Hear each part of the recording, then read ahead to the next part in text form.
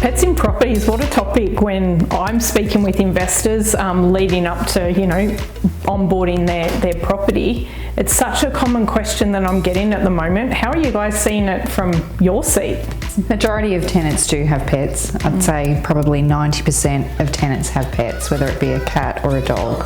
With the legislation changes, obviously, we've spoken about this before, and there's going to be some restrictions around that, like with pets in a property. And I know for me as an investor, I'd like an opportunity to know the pet that's going in the property when we're going through that application process. So we do find out what type of pet it is, the breed, if it's a dog or cat, the age, and if it's indoor and outdoor. And because pets are part of people's families, you find that when they're applying for the property, they do an actual bio on their pet, so they'll supply a photo and a little life story, and yeah. And that when they're providing that is I think, in my opinion, is that they're, the pet is going to be well maintained in the home. They're responsible owners, yeah. What about landlord insurance? So I know that we can't give insurance advice, right? But with the landlord insurance, you might have one insurer who, would cover $2,000 worth of pet damage, but then you might have one, 60 or 70,000 of pet damage. I think it's really important to make sure that we're looking at specialised landlord insurance to ensure, as an investor, they're covered. Yep.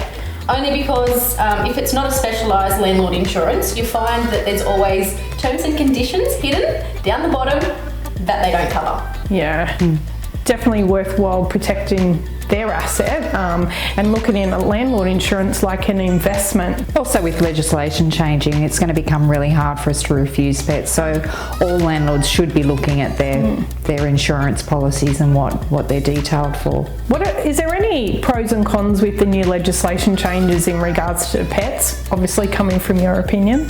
There would be more applications coming through with owners having to consider allowing all pets. So I suppose one of the cons is actually, investors not wanting pets in their property, or they're losing that control of what they ideally want in their ideal tenant and who's living in their property. But as an agent, what are your property managers out there looking for to ensure that everything is running smoothly through the tenancy? So we're talking, obviously we do the ingoing inspection report, then we've got your periodicals to the vacate. What are you guys doing on the ground? At inspections, we're looking for any damage that the pets may cause, wear and tear on the grass, advising tenants that they may have to do this or that upon vacating the property.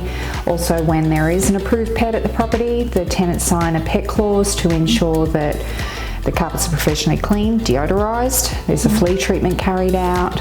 And with those, those items you just spoke about, Donna, the tenants have to provide the receipts for that, right, at the end of the tenancy to prove that they have completed those. They do. It's a professional carpet clean, deodorised. So we're just not ducking down to Bunnings and grabbing. Definitely not.